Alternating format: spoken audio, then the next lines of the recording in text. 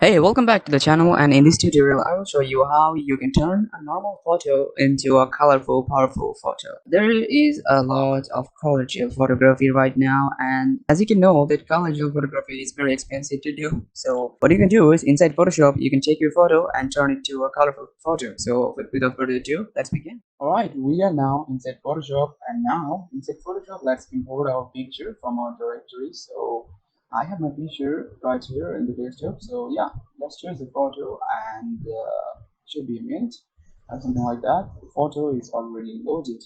So we don't need a smart object. So just make it rasterized.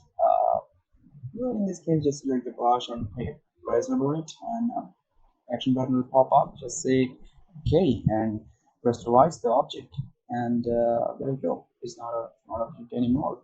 So now what you're gonna do is we're gonna remove the subject. So just select the subject and remove the background. And why not the remove the background? Because when you first remove the background, it does a very good quick work, but some hair is pretty messed up. Like sometimes it doesn't take a good amount of selection around the hair, or a chunk of skin is missing always. So for that, I can select object is pretty good because you can do adjustment by yourself, do some tweak here and there. So yeah, there we go. So after like 30 or 40 seconds, your selection is already pretty low to go. So now head over to the quick selection and select and mask. So in select and mask, we will adjust some other settings where you can actually see that your the selection of the hair, it's pretty much loaded up right now. And on the hair, let's just go to the view mode and change it to something around overlay mode. And before that, just press refine hair, and the hairs will be refined. So let's just go to the refine edge tool and paint over the areas that you want to have. So it looks pretty good now. So just press OK, and the selection will be made. So after you're done with the selection, just press OK, and there you go. Our selection is good to go, and mask over it, and the selection is done. But now what we have is there is some kind of highlights on the hair, especially the hairs that are like on the rough edges.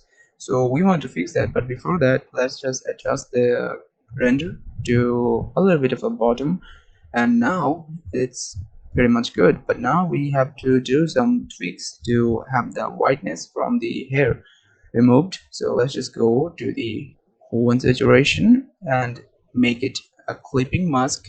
But before that, let's just decrease the lightness, and now add on the clipping mask, so it will only affect on the hair. And now press Ctrl I to convert it, and after you convert it, now select the brush tool and change the color to white since our foreground is black, and increase the opacity and decrease brush size a little bit, and paint over the areas that you don't want. Now let's decrease the area to something, let's just say 40%. That looks pretty good. So now let's just continue to paint over to the side of the hair until you get a satisfaction that all the hair highlights on the back of the hair, it looks diminished. So let's just paint and continue to paint over, and there you go. It's already looking like the highlights are pretty much gone from there. So after you paint over and you feel like you're done with it, um, let's just check it on our mask, on the hue saturation mask, to see that if it really worked or not. So press just to check the composition. There you can see that it looks already pretty good. Now let's march down. I don't want it to have a different option. And now let's decrease it a little bit, descale actually. So let's just go to the model again, zoom and zoom out, and let's position it to something much more comfortable in middle. So we just placed her in the middle, and now what we're gonna do is we're gonna have a background in behind of her. So So now for you go to the solid layer adjustment and select the color that you want to be into the background. So I'm gonna choose something like orange or something like brighter orange, darker orange, so it will look pretty good. And this color looks okay. Now press hit OK to make sure that the color is good. So yeah, I'm just gonna go with something light because too much orange looks too much bright. And when you're pretty much done with it, just go over to the paint and the brush tool and change the color to something darker of the of our foreground and make a new layer. And now let's paint over the edges, increase the brushes and now paint with a 40 or 50% opacity, so it will look like much more dramatic inside of our model with giving a little bit of a vignette look. Like we can do the vignette with rasterizing the solid layer, but that won't look that much good. So let's just continue to paint till it looks like sort of in the middle there is some kind of light. So now let's just see that it's if we want to have a circle behind her. So before that, let's select the her layer and give a gradient, and the gradient should be something like black. Like give some little bit of edges and change it to soft light, and after that change it to overlay and on the overlay. So just decrease the opacity of both so it will look like not over much. Now after that, let's go and select the in front of the solid layer in the render, give a solid layer adjustment and make a mask so it will only affect the render.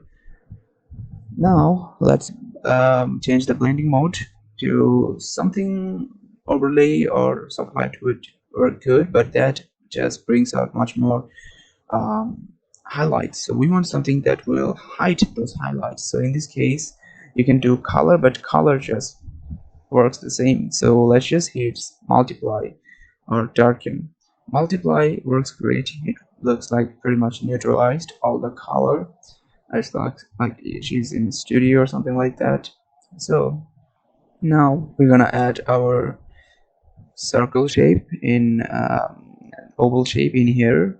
So make oval shape that looks like good to you and fill it with a color that looks suitable. In this case, I'm gonna go with something light yellow. So press G to fill it, and our oval is done. But I want to do a little bit of a shape. So press Ctrl T, and while pressing the E, just align it. And when you're pretty much done with it, let's select it one more time and decrease it a little bit, or just position it. And after that, I'm gonna give it some glow. So let's go to the blending options, and into the blending options you can find many options like outer glow, drop shadow. So I'm gonna go with outer glow and increase the opacity, select the color to something like light yellow. Looks good. Select something like much more brighter than the original color so it will look much brighter, and change the opacity to of the blending mode to something linear dodge, or screen mode works pretty fine, or overlay. And for the sake of the next effect, I'm just gonna have it in overlay. So I'm gonna go to drop shadow and let's just hide the outer glow, and I'm gonna give a light of the drop shadow, decrease the opacity, and just increase the spread. Now it looks like sort of a blurred out. So what I'm gonna do is I'm gonna change the blending mode of something to like let's just press OK, and let's go back to the adjustment layer, add a new layer, and now add a gradient and something much more darker than our original background color. And when you're done with it, just add a new gradient, and also from the upper side do the same with a darker color, and it will look like much more depth to our scene. So now it's already looking like turning out great. Now let's go to the render and add full saturation, and just decrease the lightness of the model, and go to the brush tool, select the color black, so the mask is white, so you can paint over the color. But before that, let's just go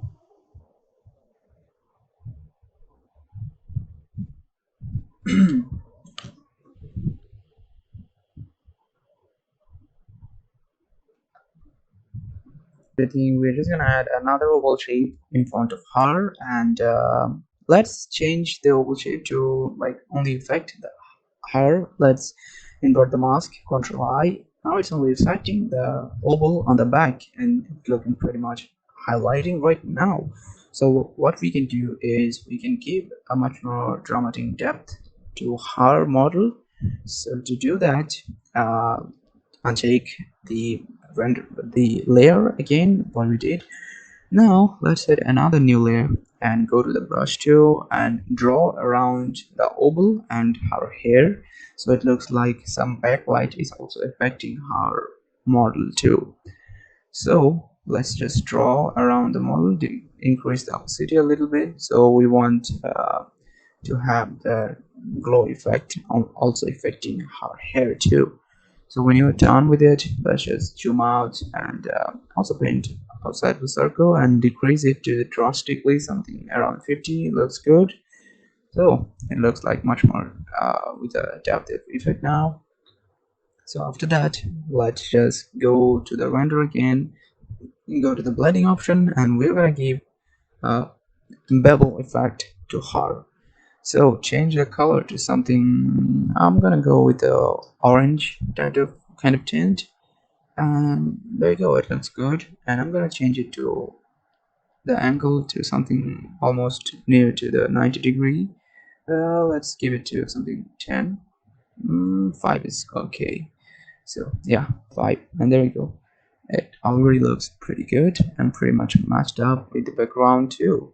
So what we're going to do right now is we are going to merge all the layers into one and make it a smart object, and add some camera filter to it. So inside camera filter, add some color grading, some detail to make the scene much more popped out. So I'm just going to color grade it something to make the scene much more dramatic, and just give it a little bit of orange mid-tone. Same with the shadow.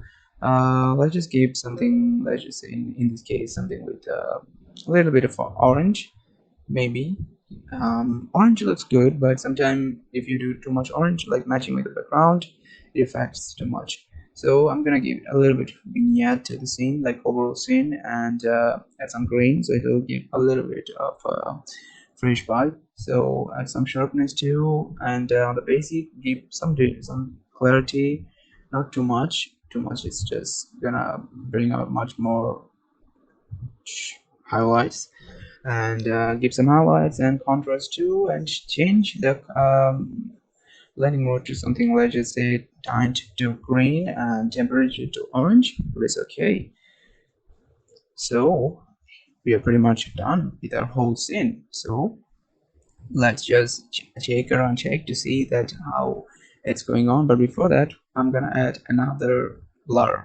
So the blur this time will only affect the face.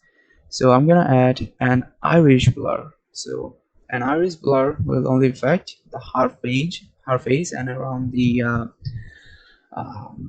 some background too. So adjust the blur area so that the area that we will choose will be neutral, but areas outside of the shape will have the glow effect.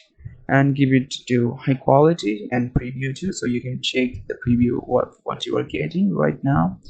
and decrease the glow to something, let's say around 10 looks good. Press OK, and there you go. Our scene is pretty much done.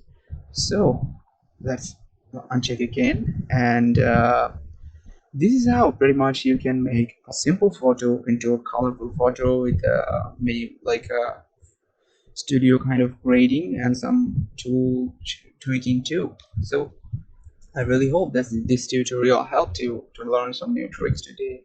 If you did, leave a like, subscribe to the channel, and comment what was your favorite thing that you learned today. And I will be back with some more tutorials, and I hope to see you on to the next one. Have a nice day. See you next time.